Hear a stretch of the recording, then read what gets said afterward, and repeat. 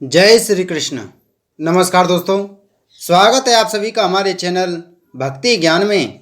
दोस्तों, आज हम आपको श्रीमद् भागवत महापुराण के प्रथम स्कंद के 12वां अध्याय का श्रवण करा रहे हैं, जिसमें हम वर्णन करेंगे परीक्षित जी का जन्म। शौनक जी ने कहा, अश्वत्थामा ने जो अत्यंत तेजस्वी ब्रह्मास्त्र चलाया था, उससे उत्तरा का गर्व नष्ट हो गया था, परंतु भगवान ने उसे पुनः जीवित कर दिया। उस गर्भ से पैदा हुए महाज्ञानी महात्मा परीक्षित के, जिन्हें सुखदेव जी ने ज्ञानोपदेश दिया था, जन्म कर्म मृत्यु और उसके बाद जो गति उन्हें प्राप्त हुई, वह सब यदि आप ठीक समझे तो कहें। हम लोग बड़ी श्रद्धा के साथ सुनना चाहते हैं। श्री सूत जी ने कहा, धर्मराज युधिष्ठिर अपनी प्रजा को प्रसन्न रखते हुए पिता के समान उसका पालन करने लगे। भगवान श्री कृष्ण के चरण कमलों के सेवन से वे समस्त भोगों से निष्प्रह हो गए थे। शौनक आदि ऋषियों, उनके पास अतुल संपत्ति थी। उन्होंने बड़े बड़े यज्ञ किए थे तथा उनके फल स्वरूप श्रेष्ठ लोकों का अधिकार प्राप्त किया था। उनकी रानियां और भाई अनुकूल थे। सारी पृथ्वी उनकी थी। वे जम्मू द्वीप के स्वामी थे और उनकी कीर्ति स्वर्ग तक फैली हुई थी।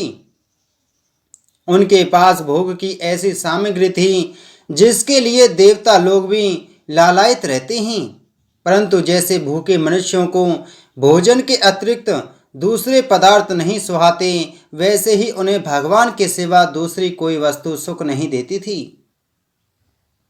शौनक जी, उत्तरा के गर्भ में स्थित वह वीर शिशु परीक्षित जन अश्वत्थामा के ब्रह्मास्त्र के तेज से जलने लगा। तब उसने देखा कि उसकी आंखों के सामने एक ज्योतिर्मय पुरुष है। वह देखने में तो अंगूठे के भर का है, परंतु उसका स्वरूप बहुत ही निर्मल है। अत्यंत सुंदर श्याम शरीर है। बिजली के समान चमकता हुआ पीताम्बर धारण किए हुए हैं। सिर पर सोने का मुकुट झिलमिला रहा है। उस निर्विकार पुरुष के बड़ी ही सुंदर लंबी लंबी 4 भुजाएं हैं।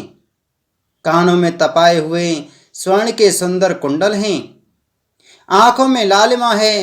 हाथ में लू के समान जलती हुई गदा लेकर उसे बार बार घुमाता जा रहा है और स्वयं शिशु के चारों ओर घूम रहा है।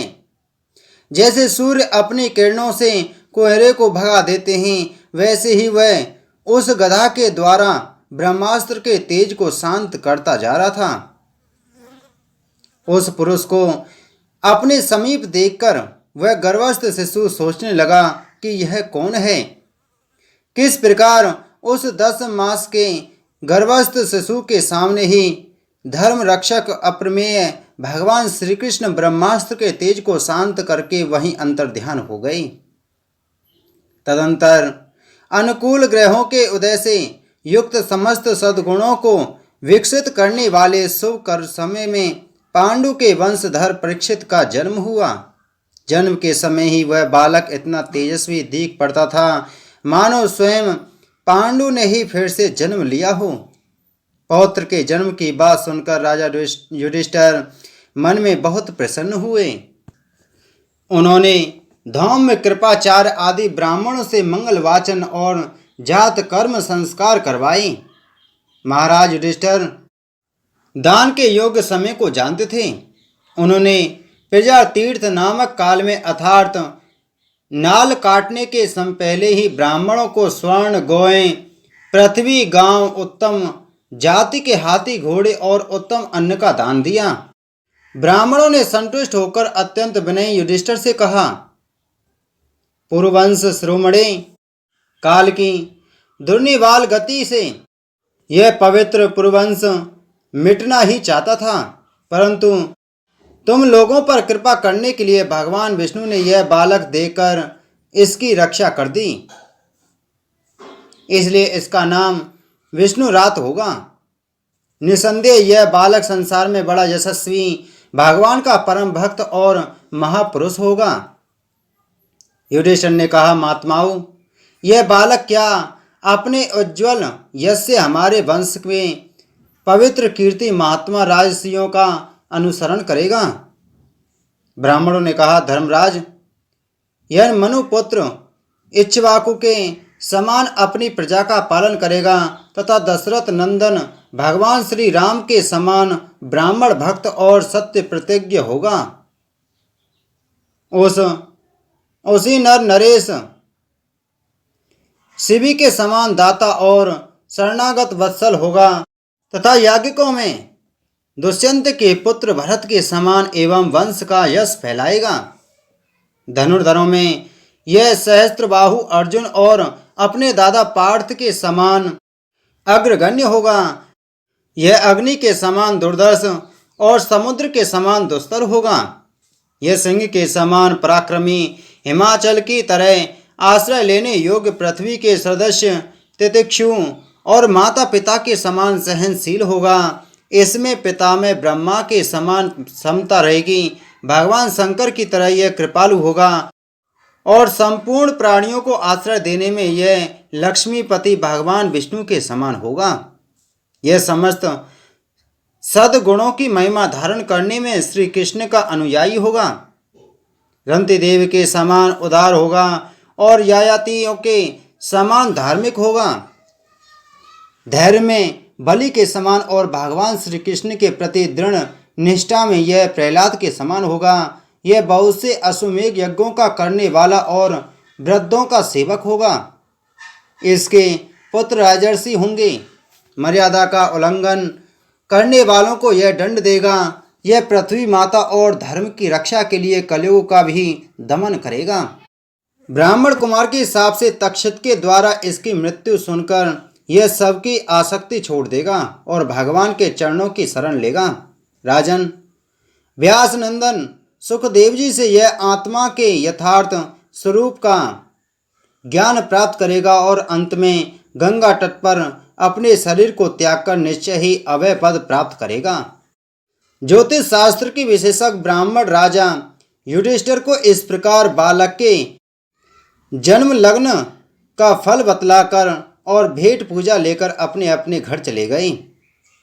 वही यह बालक संसार में परीक्षित के नाम से प्रसिद्ध हुआ, क्योंकि वह समर्थ बालक गर्भ में जिस पुरुष का दर्शन पा चुका था उसका स्मरण करता हुआ लोगों में उसकी परीक्षा करता रहता था कि देखें इनमें से कौन सा वह है।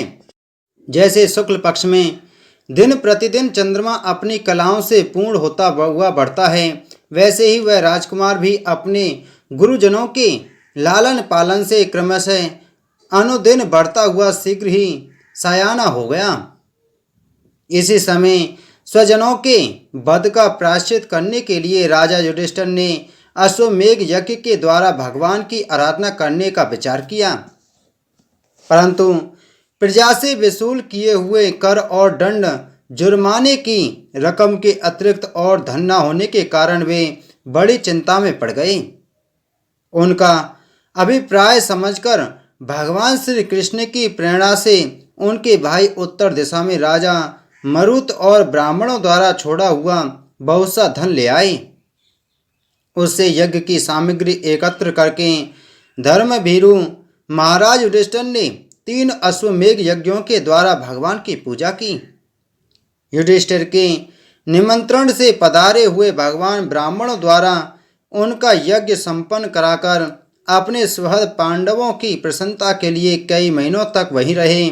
सौनक जी, इसके बाद भाइयों सहित राजा युधिष्ठिर और द्रौपदी से अनुमति लेकर अर्जुन के साथ यदुवंशियों से घिरे हुए भगवान श्री कृष्ण ने द्वारका के लिए प्रस्थान किया। इति श्रीमद्भागवत महापुराण प्रथम स्कंद 12वां अध्याय संपूर्ण। बोलो श्री कृष्णचंद्र महाराज की जय। दोस्तों, आगे की कथा में हम श्रीमद्भागवत महापुराण के प्रथम स्कंद के 13वें अध्याय का श्रवण करेंगे, जिसमें हम वर्णन करेंगे विदुर जी के उपदेश से धृतराष्ट्र और गांधारी का वन में जाना। तो इसी प्रकार की वीडियो प्राप्त करने के लिए आप हमारे चैनल को सब्सक्राइब कर बगल में घंटी के बटन को जरूर दबाएं। जय श्री कृष्ण।